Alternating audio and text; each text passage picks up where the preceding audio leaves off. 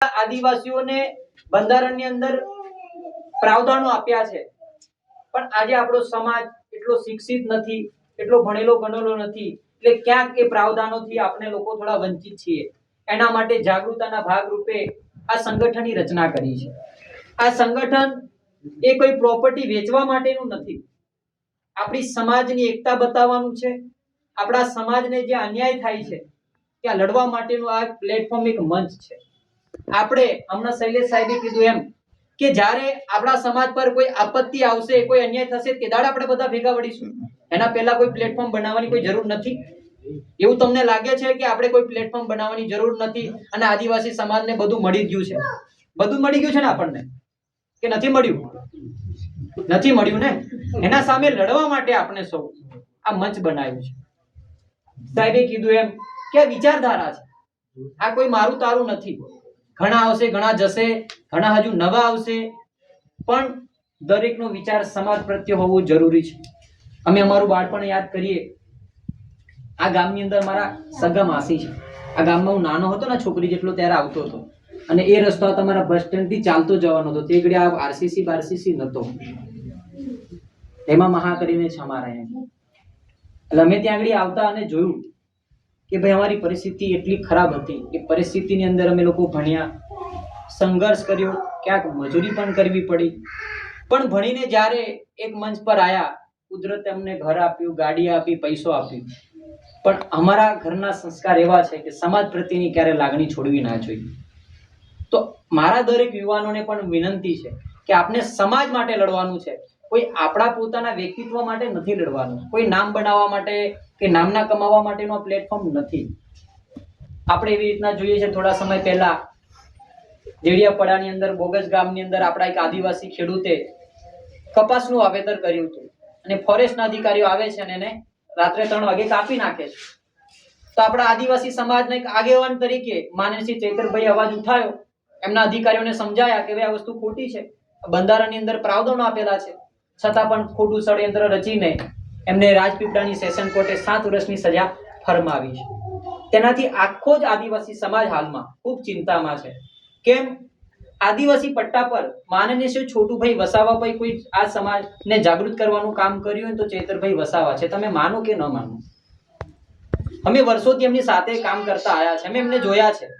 મેં કરજણમાં કોલેજ કરતો ને ત્યારે એક નાની ડાયરી લઈને ફરતા ચૈતરભાઈ, ને સમાજની લાગણી હોવાના નાતે એમને પોતાની સરકારી નોકરી છોડીને આયા છે આની અંદર.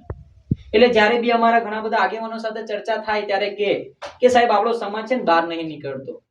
ઘણા નેતાઓ ડરાઈ દે, ઘણા સરપંચો ડરાઈ દે, એટલે હજુ દબાયેલો જ રહે છે એમ. એને આપણે જાગૃત કરવા માટે શું કરી શકીએ એવી ક્યારેક ચર્ચા થતી હોય છે. ત્યારે અમારે એ જ કહીએ છીએ કે ભાઈ આપણે જાગૃત થવા માટે શું થવું પડશે? તો બધા ભેગા થવું પડશે. એટલે આપણે ભેગા થશું ને એટલે ઓટોમેટિક આપણામાંથી ડર નીકળ્યો જશે. કયો? કે મેં એકલો છું. અત્યારે મેં એકડી ઉભો છું, એકડી 50 જણ ઊભા હોય તો મને કોઈ મારવા આવે તો મને ડર ના લાગે. કેમ? તમે બધા છો ને એમ. પણ મેં એકલો જ હોય તો. એટલે આપણે એકતા પહેલા મજબૂત કરવી પડશે.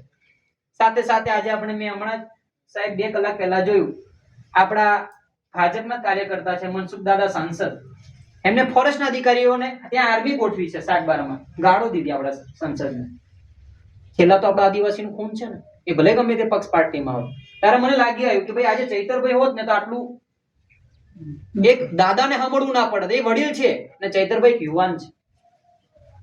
એટલે વારી એવું નથી કે કોંગ્રેસની કે ભાજપની કે આમ આદમી પાર્ટીની, વારી સમાજની આવવાની છે. આજે મુસ્લિમ સમાજની વાતો કરી કરીને આદિવાસી ટાર્ગેટ થઈ ગયા. હવે આદિવાસી પછી એસટી ને ઓબીસી ની વારી જ છે, એસસી ની. એ લોકો વેટિંગ લિસ્ટમાં છે સાહેબ. હમણાં આપણા પછી એમનો વારો છે. આપણે પૂરા થઈ ગયા પછી એમનું લેશે લોકો. કેમ? આપણામાં એકતા નથી, આપણે સંગઠિત નથી થતા. અને આપણે બધા કહીએ છીએ કે ભાઈ અમારો સમાજ, અમારો સમાજ. સમાજ એટલે શું? શું સમાજ? એક હરખા કપડા પહેર લેવાના, એક હરખી ભાષા બોલવાની, એક હરખું ખાવાનું, એક હરખા કપડા પહેરવાના, એ સમાજ આપણો? સમાજ એટલે, સમાજની વ્યાખ્યા એવી છે કે પરસ્પર એકબીજાને સારી રીતના મદદ કરે, એકબીજાને સમજે અને એકબીજાને જરૂર પડે ત્યાં મદદ કરે, એનું નામ સમાજ. ઉદાહરણ તરીકે સમજીએ તો સાહેબ જેવા એક ભણેલા ગણેલા વ્યક્તિ હતા. એમને કાચના ગ્લાસની અંદર 10 કરતલા ભર્યા. કરતલા ભરીને પછી ટેબલ પર એમને મૂકી દીધું. ત્યારે આપણા જેવા બધા ભેગા થયા છે, એમને કીધું સાહેબ આ ઢાંકી દો નહીં, આ કરતલા બહાર નીકળી જશે. ત્યારે સાહેબે કીધું ભાઈ એને ઢાંકવાની કોઈ જરૂર નથી. એક કરતલો બહાર નીકળશે ને અને ઊંચો આવશે ને એટલે બીજો ટાટિયો પકડીને નીચે ઉતાર દેશે. બીજો ઊંચો આવશે ને તો ત્રીજો નીચે ઉતાર દેશે અને ત્રીજો આવશે તો ચોથો. આજે આપણી સમાજની દશા આ રીતના સિસ્ટમ ચાલે છે. આજે અમને કોઈ પક્ષ પાર્ટીનો વિરોધ નથી. અમે સમાજનું જે કામ કરશે એની પડખે અમારી થાય એટલી મદદ કરીશું. કોઈને એવું નહીં કહીએ ભાઈ તારા વિચાર ક્યાં છે ત્યાં તું નાખ મત. તું ભાજપમાં નાખે તોય, કોંગ્રેસમાં નાખે તોય, આમ આદમી પાર્ટીમાં નાખે, પણ ક્યાંક સાહેબે કીધું એમ સમિતિને ચિતરવા માટે કે પછી એને કરવા માટે એ આમ આદમી પાર્ટીના છે. અમે ચૈતરભાઈ સાથે કોઈ પાર્ટી નાતે નથી જોડાયેલા. અમે એમના વિચારોથી સમાજના કામ કરવા માટે અને એક મિત્રતાના ભાવ રૂપે જોડાયેલા છીએ. ક્યારેક અમારે બી થોડી ડિસ્પ્યુટ થઈ જાય ચૈતરભાઈ સાથે ડિસ્કશન કરતા હોય. એવું ના હોય તો પછી મિત્રતા તોડ દેવાની અને આમ આદમી પાર્ટીને સપોર્ટ કરે એટલે આપણે બીજી પાર્ટીને સપોર્ટ કરવાનો કે બીજી પાર્ટીને સપોર્ટ છોડીને બીજે કરવાનો, એવું ના હોય.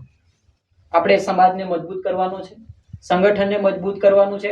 આવનાર સમયની અંદર ક્યારે પણ મોટી આપત્તિ આવશે તો આપણે આ પ્લેટફોર્મ પરથી આપણે શાંતિથી લડી શકીશું. અત્યારે વારો માંડવી વાળાનો છે, હાલોલ વાળાનો છે, પછી રામેશ્વરનો પણ આવવાનો છે અને પછી ઊંચા બેડા વાળાનો પણ આવે છે ને આપણે આ બાજુ હાથની માતા નજીક જ આવી પછી. એટલે ધીમે ધીમે બધી શરૂઆત થવાની છે.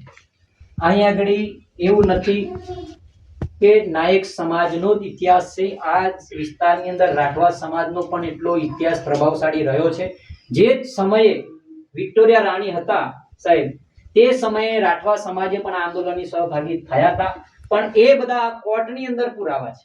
એ ઘડીએ કોર્ટો ચાલતી એમની અંગ્રેજોની, એ કોર્ટની અંદર પુરાવા પડ્યા છે. આપણે પ્રયત્ન એવો કરીએ છીએ કે આપણે સમાજને જાગૃત કરીએ અને ઇતિહાસને જાણીએ અને આપણી આવનારી પેઢી આપણને જ્યારે પ્રશ્ન પૂછે કે સમાજ સાથે અન્યાય થતો હતો, સમાજ સાથે ખોટું થતું હતું, ત્યારે તમે ક્યાં હતા, ત્યારે આપણે આજે સંગઠિત સમાજ માટે કામ કરીશું. ત્યારે આપણે આપણા બાળકોને કહી શકશું કે બેટા જે ઘડીએ સમાજને જરૂર હતી ત્યારે અમે સમાજની બાજુમાં જ ઊભા હતા. એટલે આ 9મી ઓગસ્ટ વિશ્વ આદિવાસી દિવસ એ મારા એકલાનો કાર્યક્રમ કે નવીનભાઈનો કે નવનીતભાઈનો કે સાહેબનો નથી. તમારા બધાનો, તમારા ઘરનો પ્રસંગ છે, સમાજનો પ્રસંગ છે. આપણે સારી રીતના ઉજવીએ કે આની આ 9મી ઓગસ્ટની નોંધ ક્યાં લેવાય ખબર તમને? વિશ્વ લેવલે લેવાય, ખાલી ઘોગંબા લેવલે નહીં. આ ઉજવવાનું મોટું કારણ એ છે કે વિશ્વને આપણે ખબર પાડવાનું છે કે ઘોગંબા તાલુકો ટ્રાઇબલ તાલુકો છે, આદિવાસી વિસ્તાર છે. ત્યાં આદિવાસી સૌથી વધારે વસ્તીમાં વસે છે. એ આપણે એમને ત્યાં ધ્યાન દોરવાનું છે. અને આવનાર સમયની અંદર જ્યારે આદિવાસી સમાજને કોઈ બી વસ્તુ રીતે આપણા પ્રાવધાનો આપણને આપવામાં આવશે તો આપણા ઘોગંબા તાલુકાને પણ મળશે. એટલે સૌને મારી નમ્ર વિનંતી છે કે 9મી ઓગસ્ટે આપણે સૌ શાંતિપૂર્વક આ મેળાને, આ તહેવારને આપણે ખૂબ સારી રીતના ઉજવીએ. આપણા ઇતિહાસને યાદ કરીએ, આપણા પૂર્વજોને યાદ કરીએ, આપણા ડહાલાઓને યાદ કરીએ, આપણી સંસ્કૃતિને યાદ કરીએ અને આપણે આવનારી પેઢીને બચાવવા માટેનું કામ કરીએ. આપ સર્વે મને ખૂબ શાંતિપૂર્વક સાંભળ્યો એ બદલ તમામનો ખૂબ ખૂબ આભાર. જય જોહાર, જય આદિવાસી. ડોક્ટર સાહેબે ખૂબ સારી વાત કરી આપણને, એમનો પણ ખૂબ